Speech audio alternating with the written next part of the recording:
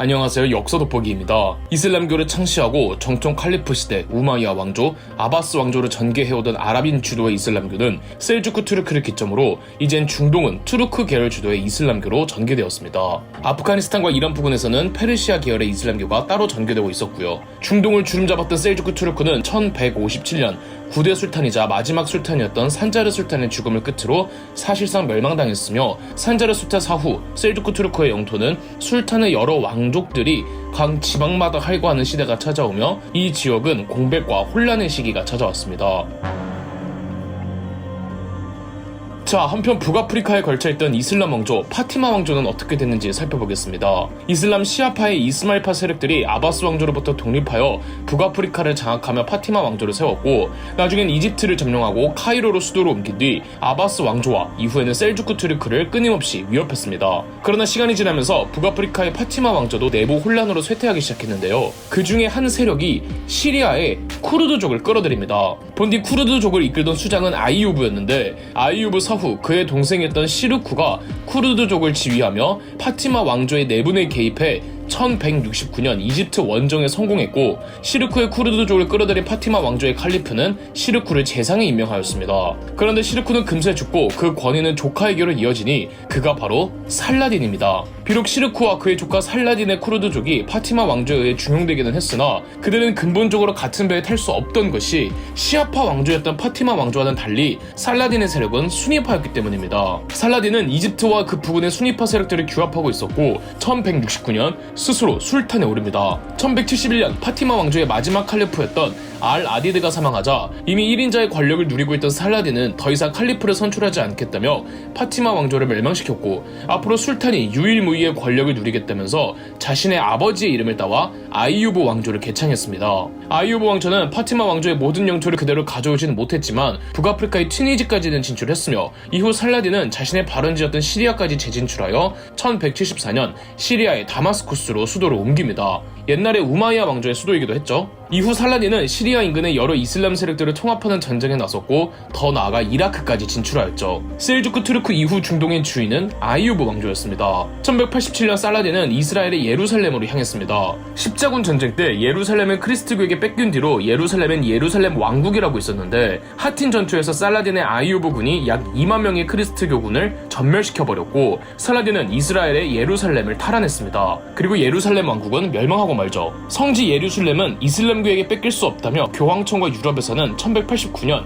십자군 전쟁을 재개하는데, 이게 3차 십자군 전쟁입니다. 3차 십자군 전쟁은 신성 로마 제국의 프리드리히 1세가 지휘하는 체제에 영국의 리처드 1세, 프랑스의 필리프 2세, 그리고 기타 정예 기사단들이 모두 참전하였죠. 3차 십자군 전쟁 때는 살라딘과 영국 사자왕 리처드 1세의 대결이 유명하죠. 3차 십자군에 참여했던 유럽연합은 비록 하나하나 따져보면 정예병이기는 했으나 단결력이 부족해 살라딘의 이슬람군에게 성과를 내지 못했고, 심지어 총지휘를 담당하던 황제 프리드리히 1세가 전쟁 도중 사고로 익사하는 지경에 이르렀는데, 유일하게 영국의 리처드 1세만이 살라딘의 적수가 되었습니다. 다만 영국 내에서 분란이 발생하여 예루살렘을 탈환하지 못한 채 리처드 1세는 돌아갈 수밖에 없었고, 1192년 살라딘과 평화협정을 맺고 3차 십자군 전쟁은 끝이 납니다. 평화협정에 따라 예루살렘은 이슬람의 도시이긴 하지만 유럽 크리스트교인들의 성지 순례를 박해하지 않기로 하죠.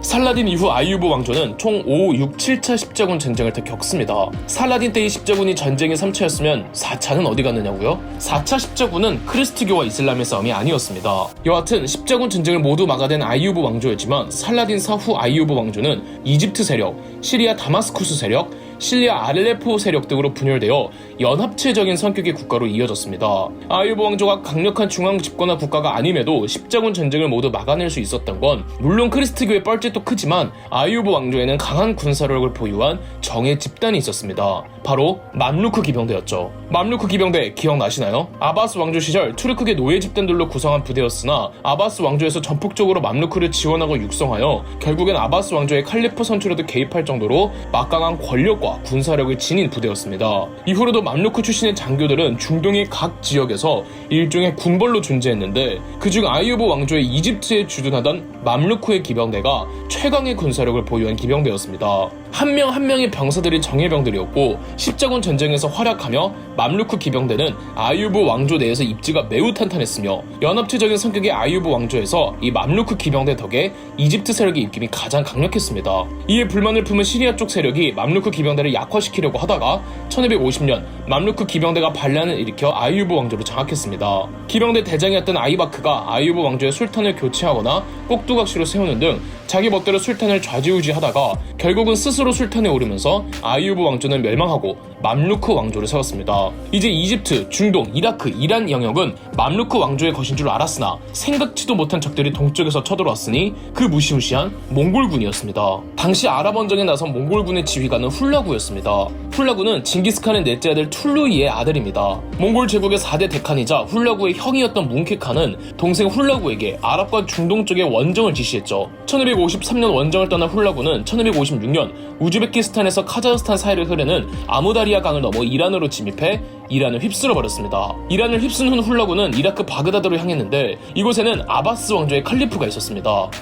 아바스 왕조 멸망한 거 아니었나요? 셀주크 투르크 시절에서부터 셀주크 투르크 이후까지 물론 그 이전 아바스 왕조의 영광을 보이지는 않았지만 아바스 왕조의 칼리프는 수도 바그다드에서 상징적으로 계속 이어지고 있었습니다. 어쨌든 아바스 왕조의 칼리프는 상징성이 남달랐기에 아이유브 왕조나 맘루크 왕조에서도 아바스 왕조의 칼리프를 함부로 할 수는 없었습니다. 바그다드 점령 전에 훌라구는 항복을 제안했지만 아바스 왕조의 37대 칼리프 알 무스타심은 이슬람의 전 병력이 총출동해서 싸울 것이라고 자신만만하게 나서버렸습니다. 하지만 알 무스타심의 아바스 이슬람군은 훌라구의 상대가 되질 못했고 1558년 아바스 왕조의 수도, 지금은 이라크 수도인 바그다드를 점령하면서 아바스 왕조는 공식적으로 완전히 멸망합니다. 몽골군의 원정 원칙은 항복하면 살려주고 저항하면 단 한 명도 살려두지 않는 겁니다. 바그다드는 철저하게 파괴되었고 바그다드에 쌓여있던 수많은 고문서들과 보물 같은 서적들이 한순간에 재가 되어버리거나 물속에 빠져버렸습니다. 학자들도 모조리 도륙되는 바람에 지성사적으로 나름 찬란했던 아바스 왕조가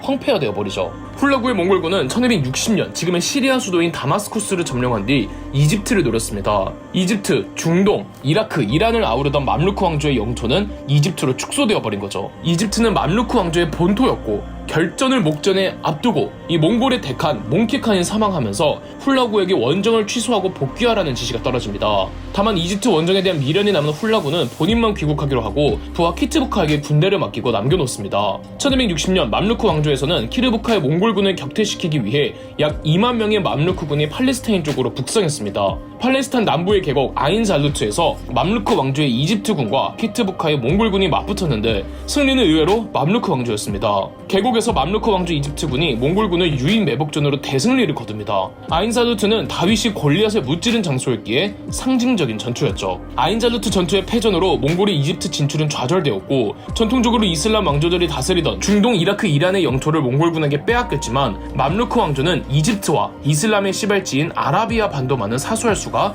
있었습니다. 시리아, 이라크, 이란 일대에는 몽골 제국이 일한국이란 한국을 설치하고 아랍 원정에 나섰던 훌라구를 일한국의 칸으로 임명합니다. 비록 일한국은 몽골의 정부였지만 이 일대 거의 전체가 이슬람이었기에 훌라구도 이슬람으로 개종하고 일한국 역시 몽골 정부이지만 이슬람을 받아들였습니다. 맘루크 왕조는 1517년 16세기까지 존속합니다. 꽤 오래 이어지죠. 이집트와 아라비아 반도를 차지하고 있는 맘루크 왕조는 지중해는 물론 인도양으로도 해상무역에 종사할 수가 있어서 경제적 번영을 이루어냈고 이 경제력을 바탕으로 몽골의 이란국과 끊임없이 경쟁할 수 있었으며 또 이슬람이 아프리카 내륙 지방으로도 본격적으로 퍼지기도 했습니다. 이란국은 1357년 이미 완전히 멸망하고 말았는데 이후로 맘루크 왕조는 서아시아와 중앙아시아를 주름잡았던 티무르 제국과도 경쟁하였죠. 이처럼 강대 세력들이 중동 지역을 분할하던 사이 오늘날 튀르키예 땅에서 작은 도시국가 하나가 점점 세력을 확장하더니 끝끝내 중동 전체를 장악하는 거대한 강대국으로 성장하니 이 나라가 바로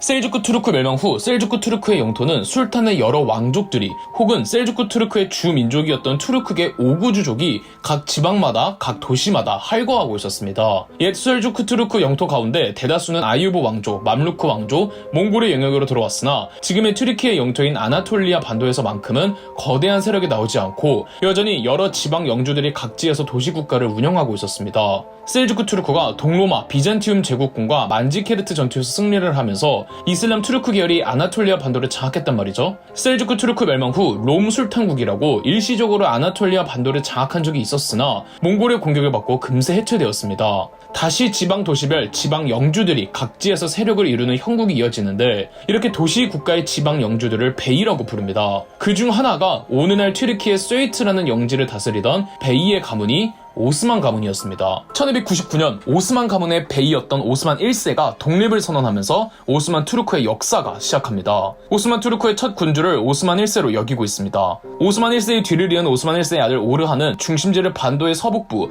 부르사로 옮기면서 본격적으로 아나톨리아 반도 팽창 전쟁에 나섰습니다. 몽골이 점점 성장하는 오스만 가문을 가만히 냅둔 건 오스만 가문이 몽골 제국에서 아랍 세력을 다스리던 일한국에 조공을 바쳤기 때문입니다. 그렇지만 1357년 몽골의 일한국이 무너지면서 오스만 가문은 더 적극적으로 아나톨리아 팽창 전쟁에 나서죠. 3대 군주였던 무라트 1세는 유럽으로 진출하고자 그리스 반도 끝자락의 에디르네를 제2의 수도로 삼고 이제는 지방 영주 베이가 아니라 술탄을 자처했습니다. 1389년에는 코소보 전투에서 오스만이 승리하면서 바이칸 반도까지 영향력을 행사하는 강대국이 되었죠. 발칸 반도로 넘어왔기에 오스만은 당연하게도 비잔티움 제국과 붙을 수밖에 없었고 오스만은 발칸 반도를 기점으로 유럽 진출을 꾀합니다.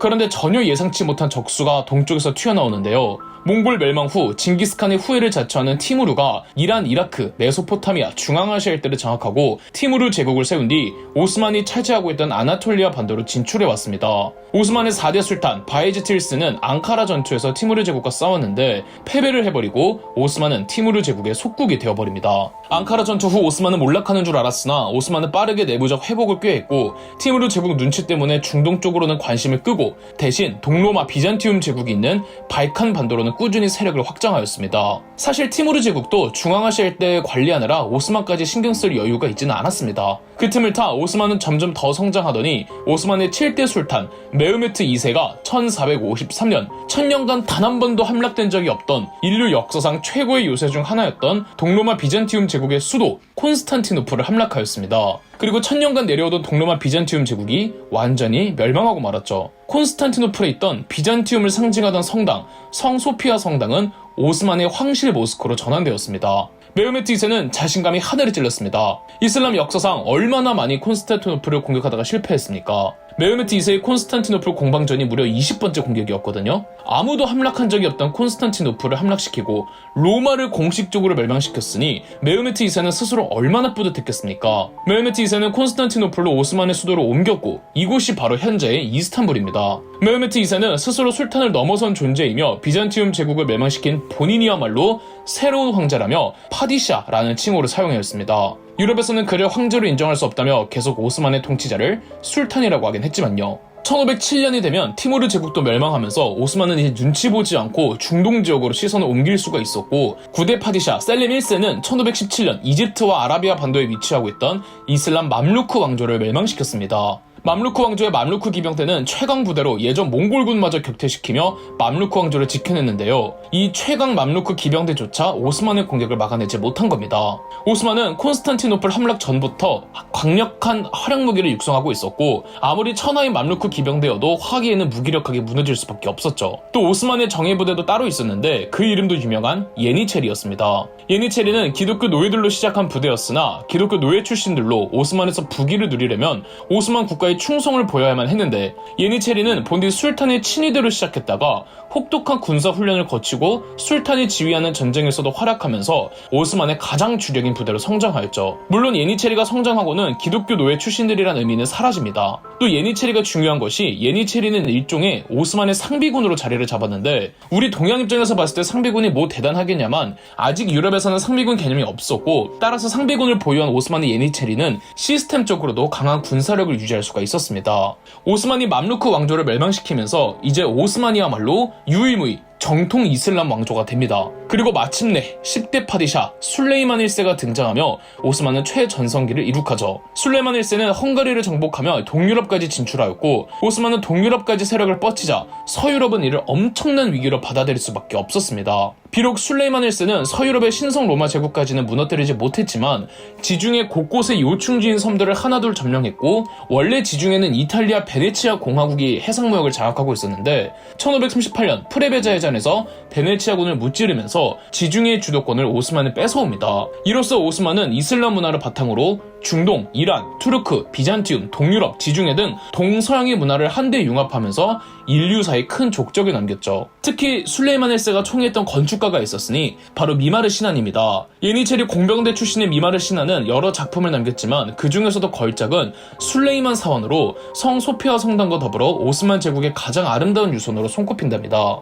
술레이만 1세는 과연 오스만 최고의 대제답게 넓은 영토를 체계적으로 통치했는데요. 오스만의 지방 군사 제도를 티마르 제도라고 하는데 일종의 오스만식 봉건 제도였습니다. 술탄 파디샤의 지카지를 제외한 각 지방의 군사령관들에게 관할 토지를 분봉해줍니다. 군사령관들에게 분봉해준 토지를 티마르라고 불렀는데요. 이 티마르 토지에 대해서 면세 혜택이 주어졌으나 전시나 유사시 군량과 군비를 지급을 해야 하며 술탄 파디샤이 부르면은 기병대를 소집해 응할 의무가 있었죠. 지방의 티마르에서 동원된 기병대를 시파이 기병대라고 불렀습니다. 티마르 제도 덕에 오스만은 군비 운영을 아주 효율적으로 운영할 수가 있었죠. 티마르 외의 영토에 대해선 납세의 의무만 잘 이행이 되면은 각 지방별 자치 공동체를 허용해 주었습니다. 이러니 오스만은 그 넓은 영토를 유지할 수가 있었죠. 서유럽 입장에서는 오스만이 아시아로 가는 길목을 완전히 막고 있기 때문에 그들이 새로운 세계로 진출할 수 있는 길이 바다밖에 없었고 그래서 오스만은 간접적으로 이 서유럽의 대항해 시대에 영향을 줄 수밖에 없었던 겁니다. 그리고 동서무역을 관장하며 경제적 부를 벌어들인 오스만은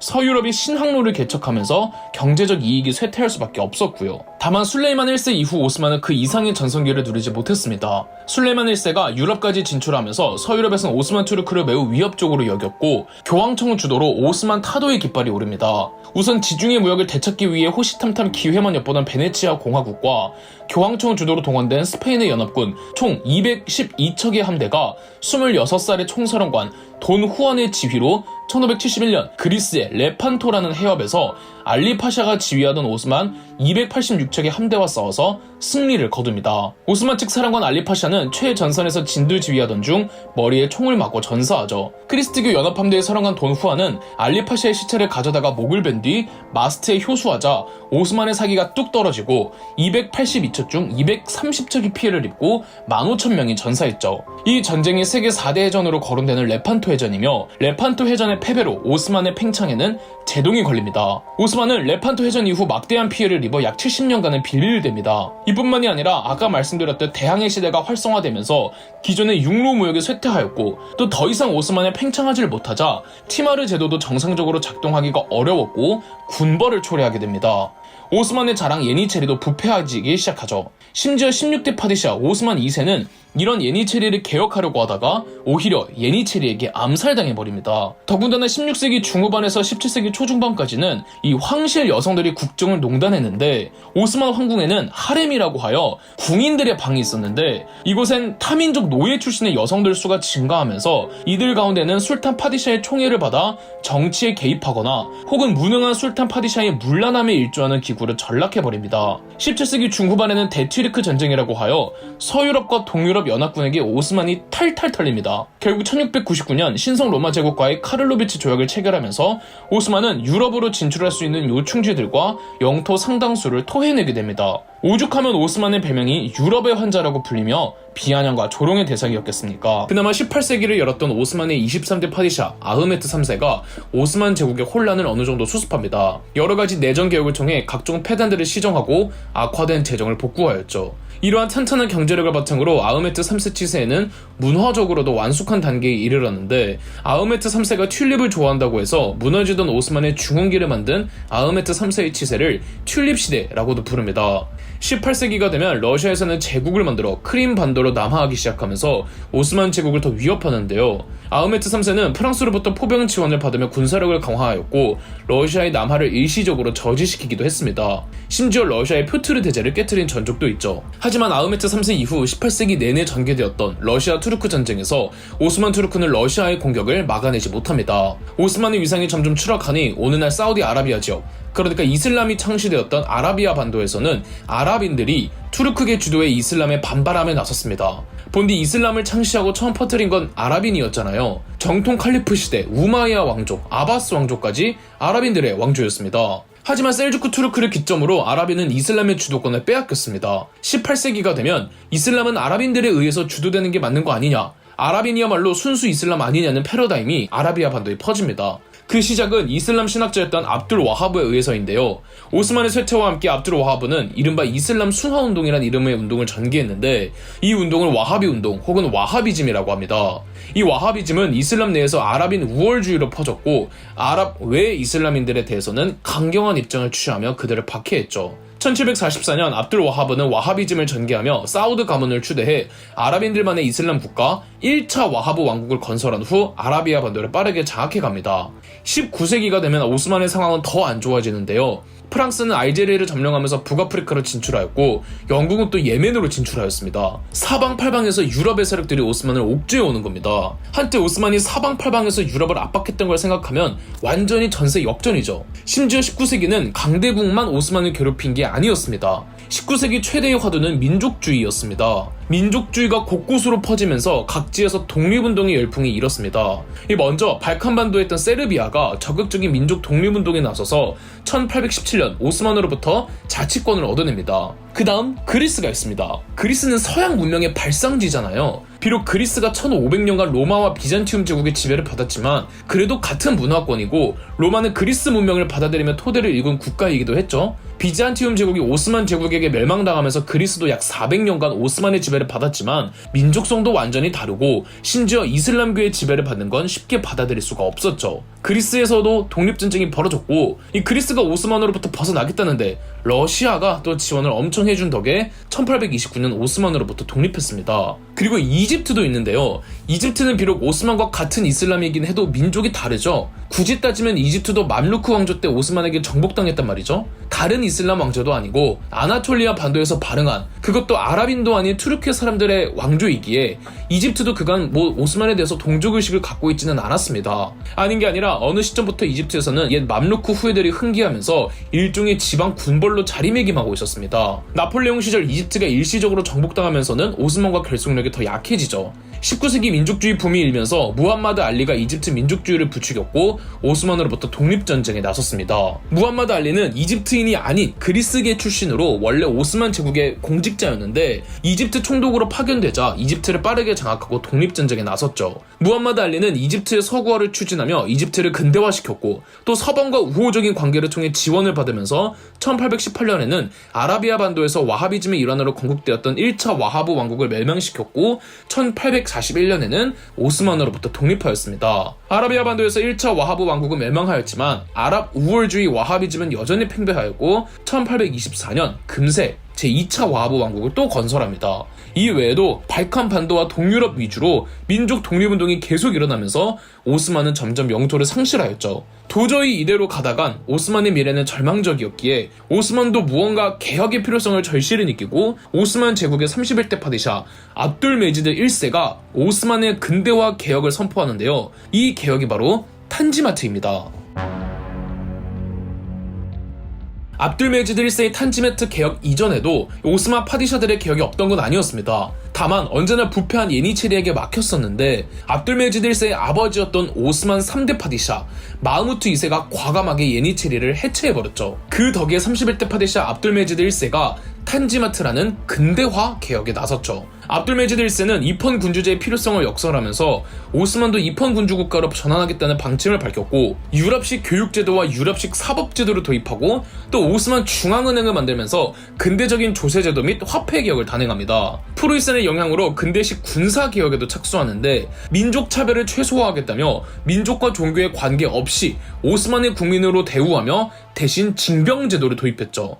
더불어 압둘메지드 1세는 러시아의 남하를 저지하고자 1838년 영국과 통상조약을 체결하면서 동맹을 맺습니다. 러시아의 남하는 오스만뿐 아니라 영국과 프랑스 등 서유럽에서도 굉장히 경계했거든요. 이 탄지마트가 빛을 본 건 1853년에서 1856년 사이에 일어났던 흑해의 패권을 두고 러시아와 다투었던 크림 전쟁 때였습니다. 항상 러시아 투르크 전쟁에서 러시아 제국에게 탈탈 털리던 오스만이 크림 전쟁에서 승리를 거둔 겁니다. 물론 영국과 프랑스의 도움이 있었지만 쇠퇴하던 오스만의 부흥을 알리는 쾌거였죠. 오스만은 기세를 몰아 압둘메지드 1세의 아들이자 34대 파디샤 압둘하미드 2세가 더 근대적인 개혁에 나섭니다. 압둘하미드 2세는 대재상이라 불리는 미드라트 파샤를 내세워 1876년 아시아 최초의 헌법을 발표하면서 입헌 군주정을 세웁니다. 압둘하미드 2세는 헌법에 의거 의회를 수립하고 더 이상 술탄 파디샤의 전제 정치를 하지 않겠다는 정치 개혁을 완수했죠. 압둘하미드 2세는 이슬람 내에서 민족차별이란 국력을 약화시키는 요인이라며 이슬람이라면 누구나 오스만의 일원이라는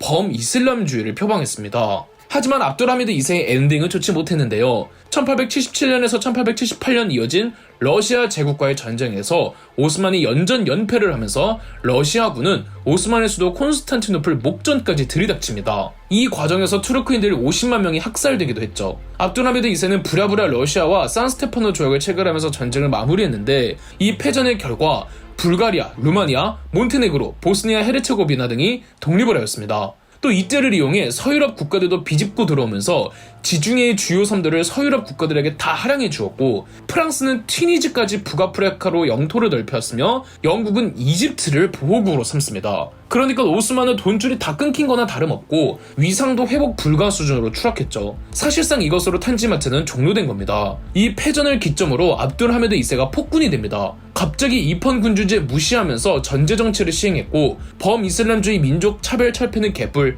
투르크 우월주의적인 면모를 보이더니 타민족들을 어마어마하게 탄압했습니다. 결국 1908년 군부 쿠데타가 일어나 압둘하미드 2세는 반강제적으로 입헌 군주제를 부활시켰고 1909년 강제 퇴위당합니다. 1877년에서 1878년 러시아 제국과의 전쟁에서의 패전, 압둘하미드 2세의 전제 정치로 오스만은 더 이상 회복할 수 있는 가능성마저 사라졌습니다. 오히려 압둘하미드 2세의 전제 정치는 극단적 투르크 민족주의를 낳았습니다. 사실 오스만의 위상과 실권이 추락한 마당에 옛 오스만의 영광을 바라는 여론이 대두되면서 이 압둘하미드 2세가 아니었어도 극단적 투르크 민족주의는 나타나기는 했을 겁니다. 급진적인 사상을 가진 청년 지식인, 청년 장교, 학생들이 중심이 되어 투르크 민족주의를 표방하는 청년 튀르크당을 조직했는데 이 조직은 비밀 결사 단체로 시작하였고 압둘하미드 2세를 끌어내린 쿠데타도 이 청년 튀르크당의 작품이었습니다. 압둘하미드 2세를 퇴위시키고 메흐메트 5세를 추대하였는데 이미 오스만은 입헌 군주제 국가였고 실권은 청년 튀르크당에게 있었습니다. 근데 청년 튀르크당이 집권해도 크게 나아지는 건 없었습니다. 청년 튀르크당은 옛 오스만의 영광을 재현하겠다면서 1912년에서 1913년 발칸반도에 있던 독립국가들 그리스, 불가리아, 세르비아, 몬테네그로를 정복하는 발칸 전쟁을 일으켰다가 또 오스만이 집니다. 발칸 전쟁 패전 후 청년 튀르크당 내에서 또 쿠데타가 일어나는 등 오스만은 혼란의 도가니였죠. 그러다 1914년 1차 세계대전이 터졌습니다. 처음엔 오스만은 협상국과 동맹국 사이에 각을 보고 있었는데 오스만의 주적이 어디입니까? 러시아죠. 더군다나 1차 세계대전 직전 일어난 쿠데타에서 집권한 청년 튀르크당은 친독일적 성향이 짙었고 동맹국에 가다마자 오스만을 가만 냅둘 수 없다며 영국의 처칠이 주도하여 이 영국군이 오스만을 치러 가죠.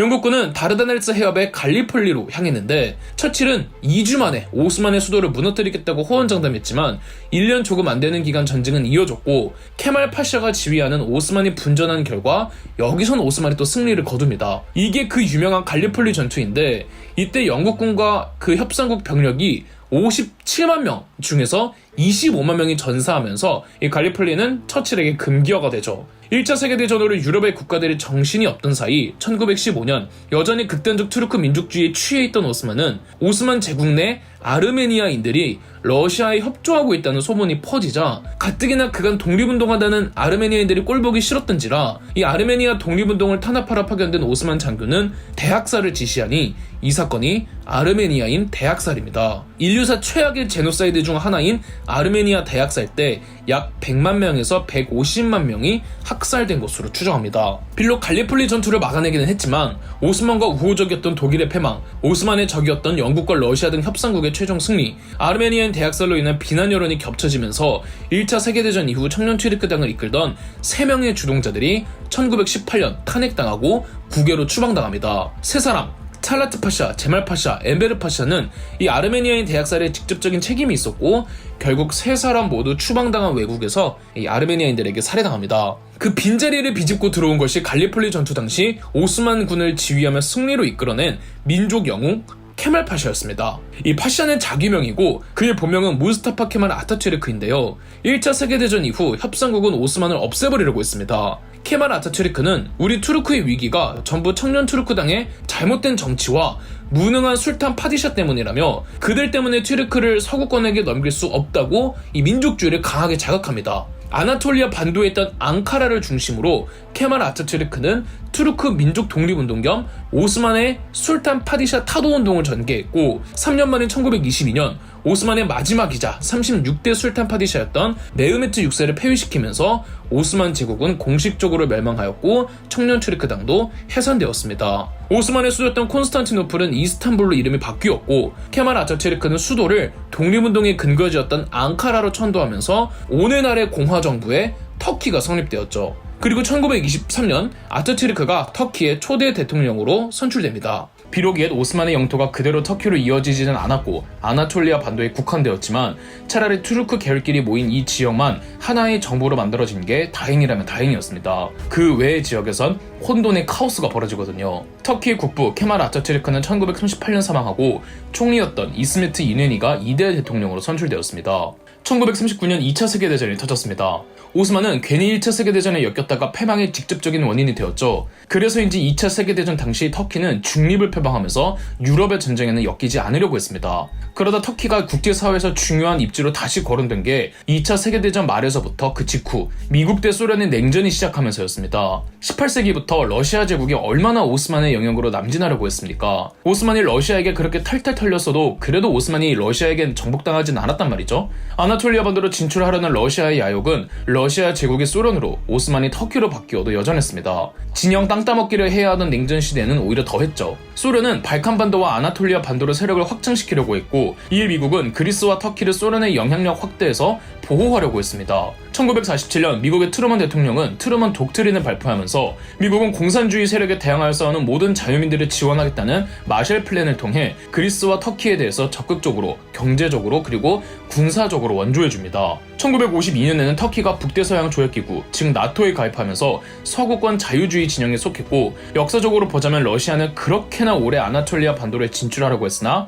결과적으로는 끝끝내 실패한 거죠. 자, 그렇다면 그 외 이슬람 지역은 어떻게 돌아가고 있었을까요? 1차 세계대전에서 2차 세계대전 사이 그리고 그 직후 상황을 알아야 오늘날 이슬람 중동 지역이 왜 그렇게 난리인지 알 수가 있습니다. 먼저 이슬람이 창시되었던 아랍인들의 아라비아 반도를 보겠습니다. 그간 오스만 투르크가 이슬람의 세계를 주도하고 있었죠. 그런데 아라비아 반도에서는 일명 와하비즘이라고 하여 이슬람은 아랍인들에 의해서 주도되는 게 맞는 거 아니냐, 아랍인이야말로 순수 이슬람 아니냐는 아랍 우월주의가 퍼지면서 1818년 사우드 가문이 1차 와하브 왕국을 건설했습니다. 1차 와하브 왕국은 이집트에게 일시적으로 멸망당했으나 얼마 안가 1824년 2차 와하브 왕국을 또 건설합니다. 하지만 아라비아 반도에서는 사우드 가문과 이 라시드 가문의 내전이 터졌고 라시드 가문의 승리로 사우드 가문의 2차 와하브 왕국마저 1891년 멸망했는데 사우드 가문은 꾸준히 세력을 유지하며 항전하다가 1차 세계대전 이후 라시드 가문을 몰아내고 3차 와하브 왕국을 건설했습니다. 그리고 아라비아 반도에는 이슬람이 창시되었던 메카와 메디나 지역에 이 하심 가문이 건설했던 헤자즈 왕국이라고 있었습니다. 1차 세계대전과 2차 세계대전 사이 전간기였던 1932년 사우드 가문의 3차 와하브 왕국은 하심 가문의 헤자즈 왕국과 통합하여 오늘날의 사우디아라비아가 탄생했습니다. 사우디아라비아는 사우드 가문의 왕국이 만들고 이 지역을 통합했기에 오늘날에는 사우드 왕실이 이어지고 있으며 사우디아라비아는 여전히 이슬람 순혈 근본주의자이자 아랍 우월주의인 와하비즘을 표방하고 있습니다. 사우드 왕실은 과격한 와하비즘의 일환으로 설령 같은 이슬람이어도 비아랍인들에 대해서는 매우 강경하며 이슬람 근본주의를 지향하는 만큼 엄격한 이슬람 율법인 샤리아 율법에 의거하여 강력한 독재 정치를 일삼고 있습니다. 이제 다른 지역 이슬람 국가의 탄생을 살펴볼 텐데요. 그 전에 사우드 가문 주도로 사우디아라비아 왕국으로 통합되었던 이 하심 가문을 좀 짚어야 합니다. 하심 가문은 무함마드의 후손이라고 알려진 이슬람 내에서는 명망 가문입니다. 20세기 하심 가문 가문을 이끌던 사람은 무함마드의 37대 손으로 알려진 샤리프 후세인으로, 그는 아랍인이긴 하지만 오스만 제국 소속의 사람이었습니다. 아라비아 반도에서 사우드 가문 주도로 와하비즘이 전개되고 있을 때 샤리프 후세인도 이 이슬람의 성지인 메카와 메디나를 기점으로 또 다른 별개의 아랍 민족 운동을 벌이고 있었습니다. 이슬람을 만들고 처음 주도했던 아랍인들은 투르크 계열 주도로 이슬람 세계가 돌아가는 형국에 이 오스만 투르크에 불만이 많았거든요. 1차 세계대전 당시 독일 편에서는 오스만 투르크를 벼르던 영국이 오스만 내 아랍의 반란을 부추기기로 합니다. 1915년 이집트 주재 영국 대사관이었던 맥마흔이 아랍계 이슬람 지도자들에게 이 전쟁만 끝나면 영국이 아랍만의 국가를 오스만 제국으로부터 독립시켜줄 거라며 반란을 부추기게 했습니다. 이걸 맥마흔 선언이라고 합니다. 이걸 믿고 하심 가문의 지도자 샤리프 후세인이 오스만으로부터 아랍 독립운동을 전개했죠. 그래서 1916년에 샤리프 후세인이 아라비아 반도에서 헤자즈 왕국을 설립하고 오스만 멸망 후에는 스스로 옛 칼리프의 자기를 부활시켜 칼리프를 자처했죠. 그러면 와하비즘을 전개하던 사우드 가문과 노선이 겹치니 사우드 가문의 와하브 왕국과 하심 가문 후세인의 헤자즈 왕국이 이 정통의 아랍 민족주의를 두고 티격태격 할 수밖에 없었던 거죠. 하심 가문의 헤자즈 왕국에서는 후세인이 장남에게 양해를 선언했는데 정작 1차 세계대전이 끝나니까 영국은 아랍의 국가로 세워주겠다는 약속을 모르는 척하며 프랑스와 함께 중동 지역을 위임 통치하려고 했습니다. 영국은 중동의 아랍을 아주 교묘하게 통치하고자 1921년 오늘날 요르단 지역에 요르단 왕국을 만들고 하심 가문 샤리프 후세인의 둘째 아들을 요르단 국왕으로 추대했으며 오늘날 이라크 지역에는 이라크 왕국을 만들고 샤리프 후세인의 셋째 아들을 이라크 국왕으로 추대하고 영국의 보호국화합니다. 이렇게 오늘날의 요르단과 이라크가 만들어졌는데 당연히 요르단과 이라크의 현지 부족들은 아라비아 반도에서 넘어온 하심 가문의 통치자들을 반가워할 리가 없죠. 특히 이라크는 시아파가 만들어진 곳이기도 하죠. 이라크 현지 부족들 상당수가 시아파인데 하심 가문은 또 수니파였단 말이죠. 이래서 2차 세계대전 당시 이라크의 현지 부족들은 영국의 강한 반발심을 보이며 추축국 편을 들었습니다. 2차 세계대전 이후 1946년 영국은 명목상 요르단 왕국을, 1948년엔 이라크 왕국을 독립시키겠다고 했으나 실질적으로 영국의 영향력이 굉장히 컸습니다. 그러니까 비록 하심 가문의 헤자즈 왕국은 사우디아라비아에게 통합당했지만 그 가문 자체는 요르단과 이라크에서 왕실로 계속되고 있었던 겁니다. 한편 중동 지역을 영국과 함께 위임 통치한다는 국가가 또 있었죠. 바로 프랑스였습니다. 영국이 요르단과 이라크를 주무르고 있었다면 프랑스는 시리아와 레바논을 장악했습니다. 시리아 지역에는 이 지역 부족들끼리 1920년 시리아 왕국을 건설하면서 오스만으로부터 독립했습니다. 하지만 얼마 안가 프랑스가 침투해오면서 프랑스의 영향권 하에 들어왔죠. 프랑스도 시리아를 교묘하게 장악하기 위해 원래 이 지역에는 수니파가 다수였지만 시아파를 대거 육성하면서 이 지역에선 수니파 대 시아파 대립이 또 거세지죠. 1936년엔 시리아 왕국이 프랑스로부터 독립을 선언했으나 선언에 불과했고 2차 세계대전 중이었던 1941년 프랑스가 다시 시리아를 군사 점령했고 2차 세계대전이 끝난 1946년 프랑스는 군사를 빼내면서 지금의 시리아가 독립했습니다. 레바논의 경우 이 지역에는 기독교인들도 많았고 이슬람 중에서는 시아파들이 득세하고 있어서 이 기독교와 시아파의 대립이 또 격렬했습니다. 비율이 반반이었거든요. 프랑스가 이 틈을 비집고 들어와 레바논 지역을 군사적으로 장악했다가 프랑스는 알게 모르게 기독교 세력들을 많이 후원해 주었습니다. 2차 세계대전 중이었던 1943년 국민협정이라고 하여 프랑스 주도하에 여러 종교와 또 그 안에서 여러 종파들이 모인 레바논이란 나라가 탄생했고 1944년 독립했습니다. 이렇듯 영국의 이라크와 요르단, 프랑스의 시리아와 레바논이란 국명은 민족명이 아니라 지명에서 유래했습니다. 내 국가의 독립은 그냥 영국과 프랑스가 자기네들이 위임 통치하던 동네를 자의적인 기준으로 정부 세우고 독립을 시킨 겁니다. 이 문제는 이제껏 보시면서 느끼셨겠지만 이슬람 내에서도 여러 분파와 여러 민족들이 섞여 있습니다. 또 이 지역은 오래도록 부족 단위로 체제가 이루어져 있고 부족끼리의 이해관계도 있어서 하나의 국가라고 하나의 민족주의가 있는 게 아닙니다. 이러니 대외적으로도 또 대내적으로도 분란의 씨앗이 커질 수밖에 없는 거죠. 마지막으로 이집트를 살펴보겠습니다. 19세기 이집트로 파견된 무함마드 알리가 이집트 민족주의를 부추기고 이집트의 근대화를 추진하면서 1841년에는 오스만으로부터 독립했습니다. 그런데 이집트에 영국과 프랑스가 또 진출하지 않습니까? 이 이집트에 파견되어 있던 프랑스 외교관이 무함마드 알리의 아들을 설득해서 운하를 파니 이 운하가 수에즈 운하입니다. 수에즈 운하는 1869년 완공되었는데요. 이집트는 수에즈 운하로 막대한 수익을 낼 줄 알았으나 이 건설 자금을 채권으로만 충당하고 또 운하공사의 자금 조달을 지휘하던 프랑스가 프로이센과의 전쟁에서 패전하면서 이집트가 프랑스의 지원을 받을 수 없게 되자 1875년 영국 정부가 로스차일드 가문의 도움으로 주식 17만 주를 사들여 최대 주주로 영국이 수에즈 운하 경영권을 장악했죠. 하지만 이집트 군부 출신의 아라비 파샤가 1881년 이집트의 민족주의를 내세우면서 이집트인을 위한 이집트를 내걸며 수에즈 운하 경영권을 장악하던 영국에 대해 반영운동을 전개했습니다. 반영운동 과정에서 서양인들이 죽기도 했는데 영국은 1882년 곧바로 군대를 이집트로 파견해 아라비 파샤의 세력을 일소하고 이집트를 영국의 보호국으로 삼았습니다. 1차 세계대전 당시 영국은 이집트인들과 이집트의 물자를 자기들 멋대로 무자비하게 동원하고 또 겉으로는 우리를 도와만 주면 전후 이집트를 독립시켜주겠다고 했으나 영국이 약속을 지키지 않았습니다. 이러니 이집트인들의 반영 정서가 극심해졌고 1919년 이집트 혁명이 벌어졌는데도 영국은 계속 모르쇠로 일관하다가 결국 1922년 이집트를 독립시켰죠. 하지만 여전히 이집트 내 영국의 목소리는 대단히 컸으며 수에즈 운하 경영권은 유지하고 있었어. 그래서 1928년 이집트에서는 반서구 과격 이슬람 극단주의 단체 무슬림 형제단이 만들어지기도 했습니다. 2차 세계대전 때도 이집트는 영국에게 이용만 당하죠. 결론은 영국과 프랑스가 중동민 이집트 등 서남아시아에 자기들 입맛대로 다 재편해놓고 2차 세계대전이 끝나고는 평화주의자로 위장하더니 갑자기 이 지역에서 손을 뗐습니다. 이러니 2차 세계대전 후 서남아시아는 혼란의 땅이 될 수밖에 없었고 결정적으로 서구 국가들이 또 지들 멋대로 유대인들의 국가 이스라엘을 이 땅에 알박기를 해버렸죠. 즉 중동 전쟁은 예견된 일이었고 서남아시아 국가들은 이 중동 전쟁의 전란에 휩싸입니다. 그럼 역사 돋보기였습니다. 저희 역사 돋보기가 멤버십 가입을 시작했습니다. 멤버십 가입을 해주신 분들 덕분에 영상 제작에 큰 도움이 되고 있습니다. 감사합니다.